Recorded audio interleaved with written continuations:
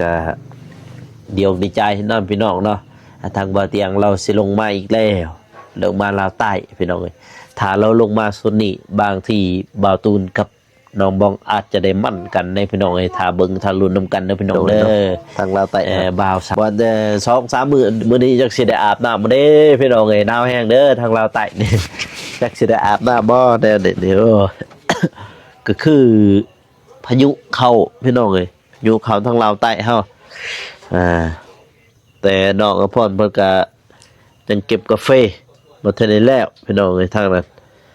ทางบ่อตูนก็ยังคือกันไปบ่มาก็เลยโอ้สิเลิกเฮ็ดบ่หรือว่าสิมาเปิดห้านเป็นของตนเองถ้าว่าบ่โกเปิดห้านเป็นของตนเองสิมีผู้ใหญ่เพิ่นสนับสนุนบ่ได้เนาะแต่ซื้อกาแฟกายนี้ปีนี้ก็มอสิฮอดเด้อพี่น้องเด้อเดือน12วันที่4หาวันที่7คืองานบุญกาแฟอยู่ที่เมืองปากซองนะพี่น้องเด้อผู้ใดอยากมาชิมกาแฟมาชิมได้พี่น้องเอ้ยแล้วก็เป็นของฝากของต้อนได้เนาะพี่น้องเนาะก็มีแนวหลากหลายอยู่เมืองปากซองเลยพี่น้องจากบ้านเบาโกไปหาเมืองปากซองกับประมาณอยู่16 หลักนี่แนวประมาณนั้นเนาะพี่น้องเนาะแต่นี่ไปหาปากซองแต่บ้านเบาโกไปหาบ้านน้องอภรหรือว่าบ่าวตูนหรือว่าท่าแตงกะ20 กว่ากิโลพี่น้อง27 28เนาะพี่น้องเอ้ยเปิดผ้ามาหอบดึกเด้อพ่อแม่พี่น้องเนาะอยู่ในรอบดึกหรือว่า6 โมงครึ่งเอ็มเนาะประมาณ6:30พี่น้องเลยเมื่อวานนี้เว้ากันแล้วพี่น้องเลยว่าสิไปบ้านน้องอำพรแล้วก็น้องกระเดยเนาะพี่น้องเนาะว่าไปสร้างห้องน้ำให้เพิ่นพี่น้องเลยแต่ว่าบ่ได้ไปซ้ำพี่น้องเลยเนาะเนื่องจากว่าพายุเข้าทางลาวใต้เฮาพี่น้องเลยป้าตัวพายุนี่แหละเขามาอีกแล้วพี่น้องทางลาวใต้นี่บ่เตียงสิมาเมื่อใดเพิ่นสิมาเมื่อใดเพิ่นสิมาเมื่อใดหรือว่าครั้งใดก็พายุเข้าตลอดพี่น้องเอ้ยบอกเลยว่าหนาวเด้อพี่น้องเอ้ยทั้งปากซองเฮานี่แต่ว่ากลางคืนน่าจะ16 องศาเนาะพี่น้องเนาะบางมื้อก็13เนาะแต่ว่าตอนนี้19 องศาพี่น้องเอ้ยนี่ปากซองเนาะพี่น้องเนาะ19 องศาต่ำสุด16 องศาพี่น้องเอ้ยสูงสุดก็คือ23 องศาพี่น้องเอ้ยเนาะมื้อนี้ก็วันที่18เดือนพฤศจิกหรือว่าเดือน11 ปี2025แล้วพี่น้องเอ้ยอีกเดือนนึงก็ข้ามปีแล้วเนาะพี่น้องเนาะก่อนอื่นหมดก็กราบสบายดีเด้อพ่อแม่พี่น้องเนาะบ่ว่าสิอยู่ภายในหรือว่าต่างประเทศก็ยินดีต้อนรับเข้าสู่ช่องเบาโกชนบทสปปลาวพี่น้องเอ้ยมื้อนี้ก็มาพูดคุยเนาะพี่น้องเนาะยัน FC เพิ่นเอาคือบ่เห็นว่าเบาโกลงคลิปคือบ่เห็นว่าไปหาน้องกำพรแน่หรือว่าบ่ไปหาเพื่อนตูนแน่เนาะคือเมื่อวานนี่พี่น้องเอ้ยเฮาไปวันนี้เห็นทางบ่าวตูนเพิ่น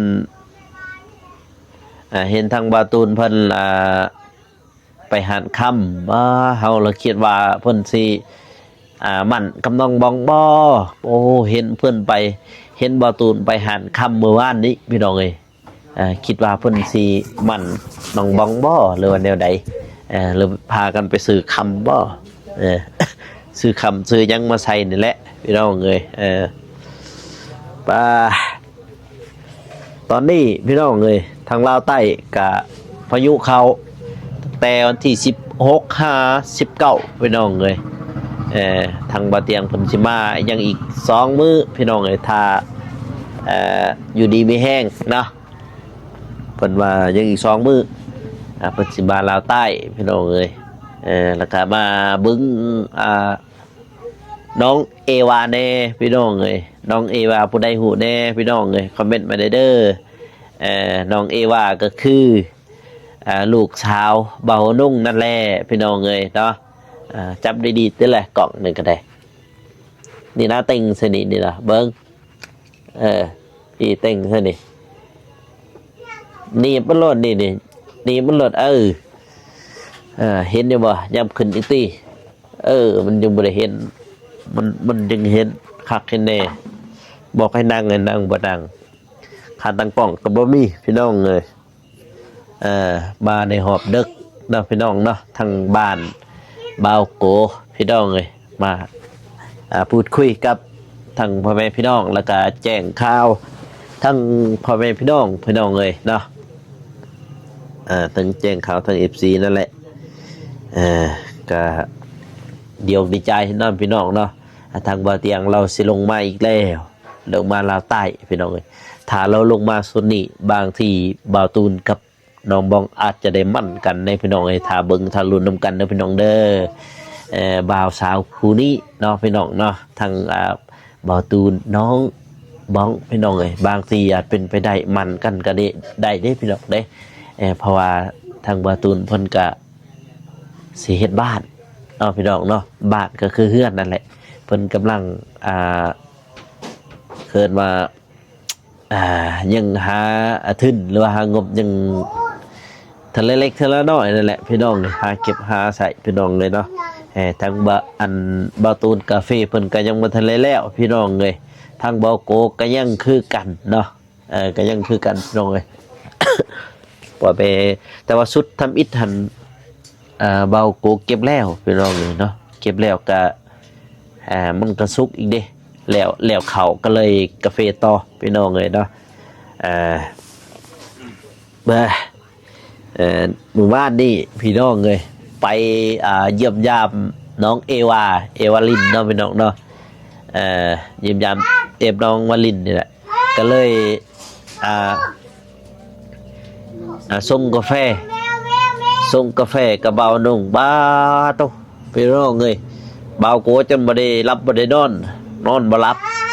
จนฮอดตี3พุ่นตี4พุ่นจนได้นอนรับพี่น้องเลยเนาะเสียงคอยเด้อทางนั้นเด้อเสียงคอยแน่พี่น้องเลยมื้อนี้ก็บ่ได้ไปไสอยู่บ้านนี่แหละพี่น้องเลยเนาะก็ได้แจ้งข่าว FC เพิ่นแน่แล้วก็ทำอิฐนั่นคือจังซี่พี่น้องเลยว่าสิไปบ้านน้องกันเลยให้น้องชายละเอารถกำนันหรือว่าเอารถไทยนั่นแหละไปคนทรายดินทรายแต่กันหินเฮพี่น้องเลยโอ้วัดเลยใช่แล้วเบ้อหายาก่อนยาบ่เมกเราให้ซื้อมื้อนั้นพี่น้องเลยเนาะคักอีหลีเด้ของแท้เลยพี่น้องเนี่ยเบานงแล้วก็ใส่แบบนี้คือกันพี่น้องโอ้คัก4 บาทดึงได้หายเลย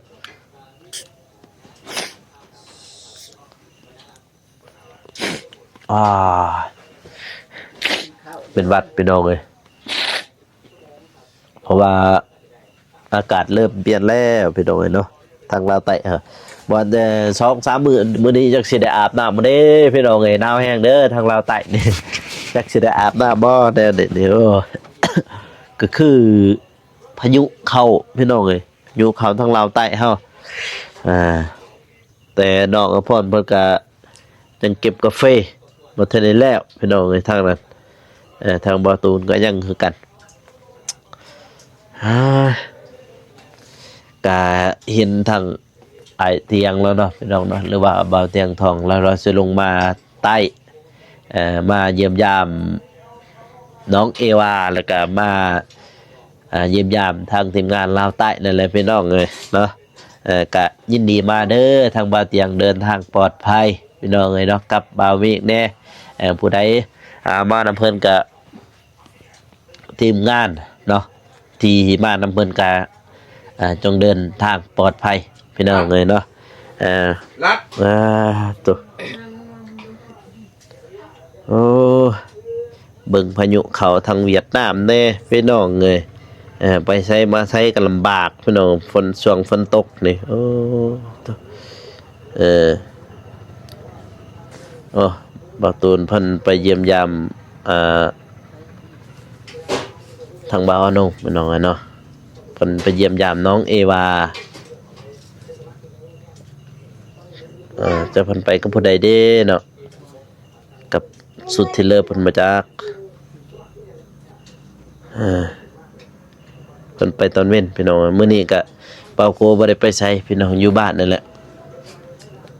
เอวาลินมันเอวาลินวนอยู่เอวาลินน้องเอวาลินไปน้องเอ้ย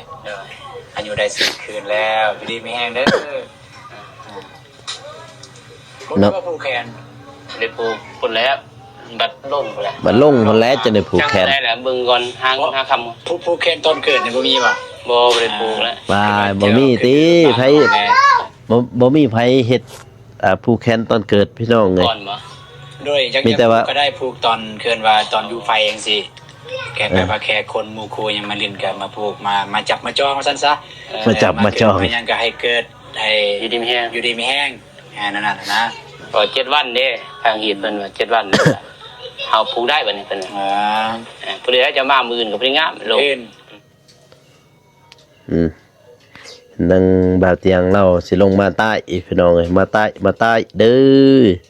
ก็ยินดีต้อนรับพี่น้องเอ้ยลงมาใต้กับบ่าวเมฆเพิ่นบ่จักคน2คนนั่นแหละเก็บเครื่องเก็บของเก็บออกเดินทางแล้วโอ้เครื่องเราก็หลายพี่น้องเอ้ยโอ้ตัวเครื่องจากทางน้องเดิมแน่เห็นบ่จากทางน้องซาลีใช้แล้วหรือบ่อันนี้บ่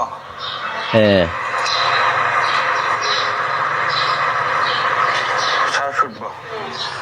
โอ้อย่างลายอะไรเครื่องละลายเห็นทางเราเตรียมลงมาใต้ก็ยินดีต้อนรับพี่น้องเลยเนี่ยแปลว่าเนี่ยก็บ่ค่อยมีปานใดก็ยินดีต้อนรับพี่น้องเห็นเพิ่นว่าสิเอาผ้าห่มมาแจกบ่หรือแนวใดแหละมาแจกก็ดีคือกันพี่น้องเพราะว่าทางลาวใต้ช่วงนี้ทางดักจึงทางเซกองทางปากซองโอ้ยพายุเข้าแน่พี่น้องโอ้ฝนลิ้นตลอดพี่น้องเอ้ยถ้ามีเสื้อกันหนาวแห้งดีพี่น้องมาใส่แต่ว่าบ่โกนบ่โกนจึงสิอาบน้ำมาเด้พี่น้องเอ้ยมันแรงนี่ใน FC ว่าโอ้จกกระปกอีกแล้วบ่อาบน้ำมันหนาวพี่น้องมันหนาวรักษาสุขภาพเอาบ่อาบดีกว่าเห็นว่าเพิ่นสิลงมาใต้เป้าเครื่องจนเต็มรถพุ่นพี่น้องเอ้ยช่างมานี่ชุดนึงเท่าไหร่ครับเกินประมาณ200 กว่าบาทพี่น้องแต่ว่าครบไปเลยนะครบเป็นกิโลนะถ้าไงครอบครัวนึงกิโลเนาะปกติบ่เตียงเคยจัดยังบ่ได้ครบฝานึงบ่มีน้องประสบเรามาเที่ยวใต้แล้วก็เตรียมพยายามน้องเอวาแน่พี่น้องเอ้ย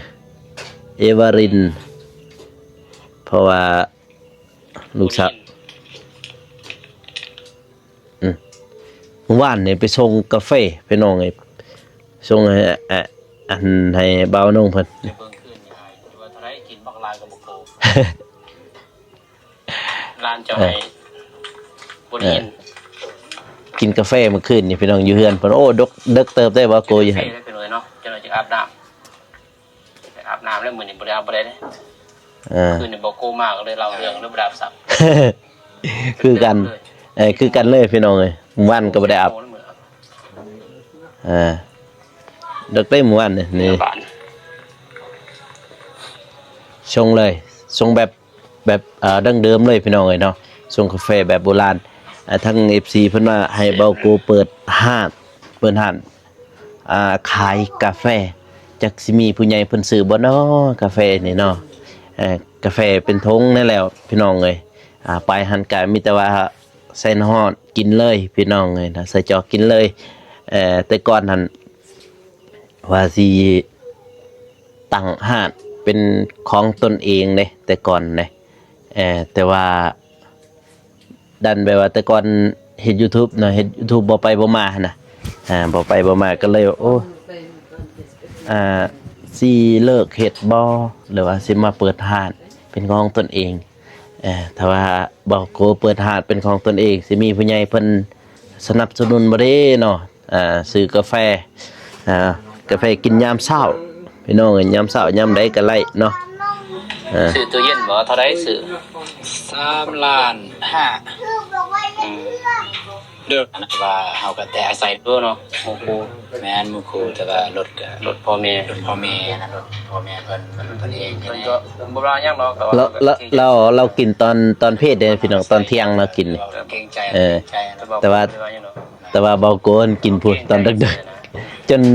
8 โมง1 ทุ่ม2 ทุ่มเบิดเลยพี่น้องกินมื้อวานน่ะเอาตัวนี้แหละน้องกินตัวนี้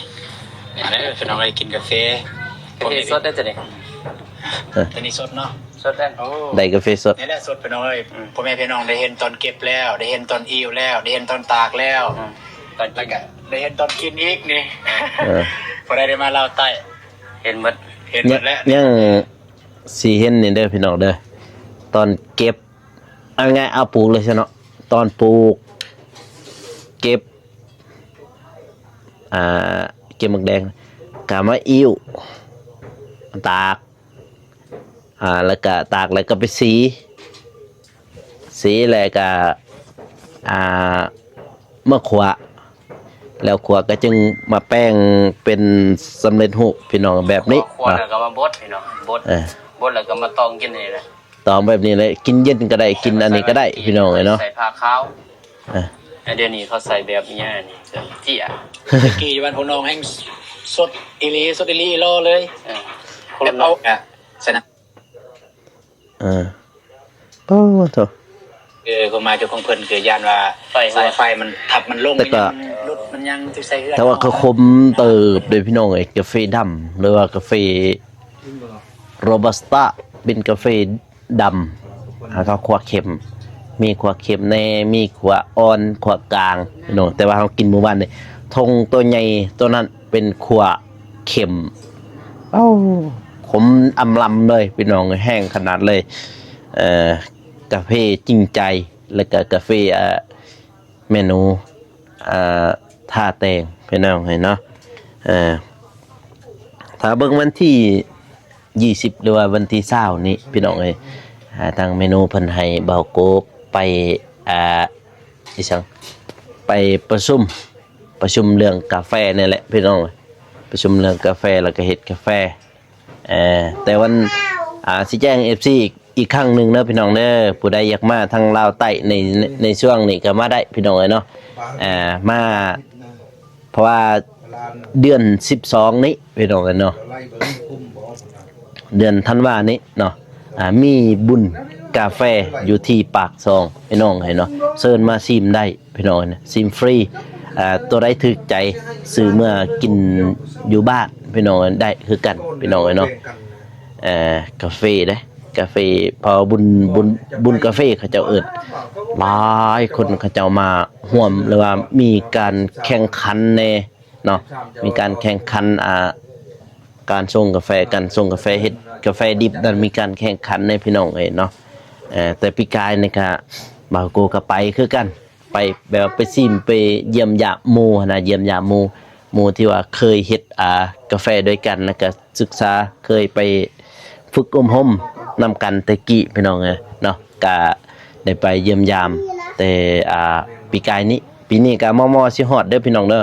เดือน12วันที่4หาวันที่7คืองานบุญกาแฟอยู่ที่เมืองปากซองนะพี่น้องเด้อผู้ใดอยากมาชิมกาแฟมาชิมได้พี่น้องแล้วก็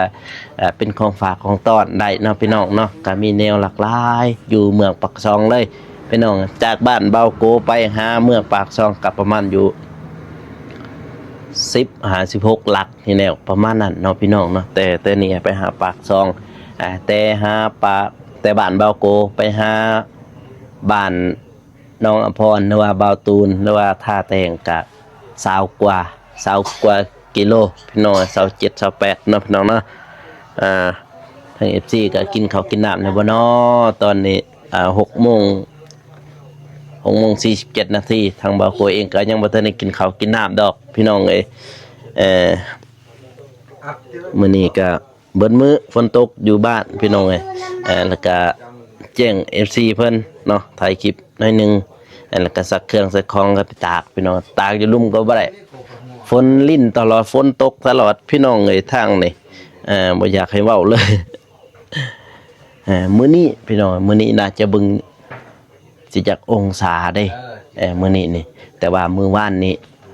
16 17องศาพี่น้องเนาะเรื่องอันนั้นแน่พี่น้องเนาะเห็นทาง FC แล้วว่าอ๋อคือว่าจะมีงานบ่อยู่บ้านน้องอำพรเพิ่นจักงานอิหยังอันนั้นก็บ่ฮู้พี่น้องเนาะบางทีงานสู่ขอเพิ่นบ่จักเนาะบางทีแม่นบ่อันนั้นก็ยังบ่ทันรู้พี่น้องเห็นว่าอยู่บ้านน้องอำพรนั่นเพิ่นตัดกกตะกบเนาะบางทีน่าจะมีงานบ่ฮู้ว่างานหยังเนาะบางทีเขาจะเอามาขอเพิ่นบ่จัก โตให้น้องเอ้ยเบิ่งส่งกาแฟให้เบาน้องเมื่อวานจนคนที่เคยกินนั่นเขาก็กินคนบ่เคยเขาก็บ่ได้ลองพี่น้องคือใจมันสั่นนะ พี่น้องปีนี้ก็ได้บ่หลายข้าวมีแต่30 สอบพี่น้องเอ้ยตอนปั่นอยู่หั่น40 ปลายพุ่นเลยแม่นบ่ล่ะ40 ปลายบ่50พุ่นน้องชายแล้วว่า50สอบเพราะมันยังมีแต่แกบได้แล้วว่าหรือว่ามันรีบนะบ่มีเม็ดมีข้าวหั่นที่เหลือก็โอ้ยบักหลายๆนี่พี่น้องเอ้ยขาดไปกว่า20พุ่น30 ปีนี้พี่น้องโอ้จักสิกุมบ่ได้กินข้าวกินน้ำนี่ทางบ้านบ่าวโกพี่น้องเอ้ยเนาะทางบ้านบ่าวเตียงหลายเขาเอามาฝากเด้อพี่น้องเอ้ยเอาเขามาฝากบ่าวโกนี่เด้อพี่น้องเด้อจักสิกุมกินบ่พี่น้องได้30 สอบปีนี้ปีกายนี่ได้50 60เพิ่นได้ปีกายนี่ปีนี้แหละรุดแห้งพี่น้องเอ้ยอันนั้นเขารุดแห้งปีนี้ได้น้อยเดียวพี่น้องเพราะว่ามันรีบเด้มันรีบก็เลยบ่ได้หลาย เตรียมมีปัดจะเห็นนะ โอ้จนเต็มรถเลยพี่น้องไอ้เครื่องของพุ่นน่ะตัวโอ้มันสิมาลาวใต้เด้อพี่น้องเด้อบาเตียงเนาะก็ยินดีต้อนรับพี่น้องให้เข้ามาลาวใต้ได้แต่ว่าถือเสื้อกันหนาวไว้ในเด้อพี่น้องเด้อมีทั้งลมทั้งฝนอยู่นี่ดิยันเป็นห่วงยันเป็นห่วงยันไข่ยันยังหน้าพี่น้องเพราะว่าอากาศทางบ้านเพิ่นก็18 องศาเห็นทางบ่ยาวเราส่งมาเนาะพี่น้อง18 องศาทั้งนี้14 13ต่ำสุดแม่น13ในช่วงนี้เด้ตามที่เห็นมาพี่น้องเนาะ13 องศาถ้าว่าสูงสุดก็แม่น26 27พี่น้อง27 องศาสูงสุดได้ด้าน27หรือว่า30แต่ว่าทางบ้านว่าเตียงเห็นบ่เมฆแล้วว่า30 40อุ่นความร้อนพี่น้อง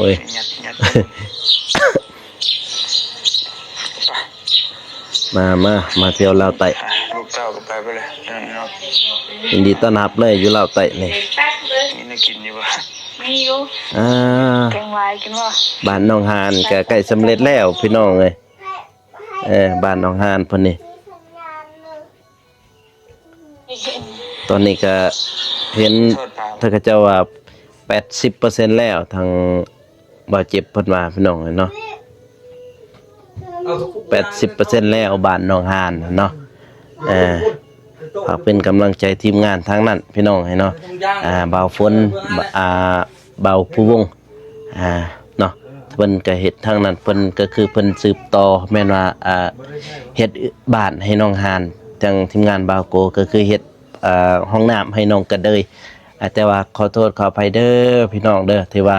ศึกษาเสียเวลาเนาะที่ว่าพวกทีมงานนี่เฮ็ดไป ลว่าบ่ทันใจ FC บ่หรือว่าแนวใดก็ขอโทษขออภัยพี่น้องเอ้ยเนาะก็คือช่วงนี้พายุเข้ามาลาวใต้พี่น้องเอ้ยก็เลยอีกอย่างก็ทางบ่าวอนงเราก็เมียเราคลอดลูกถ้าว่าเบาโกแล้วก็เบาทราย Channel แล้วก็เบาตูนไปหันไปได้พี่น้องเอ้ยเนาะแต่ว่าพายุเข้ามื้อนี้พี่น้องเบิ่งถ้าเบิ่งมื้ออื่นพี่น้องถ้าสะดวกก็สิเอารถไถให้น้องทรายเราขับไปเอาทรายดินทรายหินเฮไปเฮือนน้องกันเลยพี่น้องเอ้ยไปเฮ็ดทีละเล็กทีละน้อยโตเบื้องเทิงไฟดับแล้วแบตดับแล้วเบื้องเทิงนี่พี่เหยื่องจังเสียเด้อพี่น้องเด้อบ่ได้มีไฟอยู่ในห้องพี่น้องเด้อเพราะว่าเฮือนก็คับแคบเนาะพี่น้องเนาะเฮือนมาโกคับแคบแต่ว่าก็อยู่ซ้ำอยู่ได้พี่น้องเลยนะมีในตอนนี้มีครอบครัวก็มีพ่อมีแม่มีเบาโกแล้วก็น้องชายละ4 คนพี่น้องมีแต่4 คนแล้วก็อีกหลา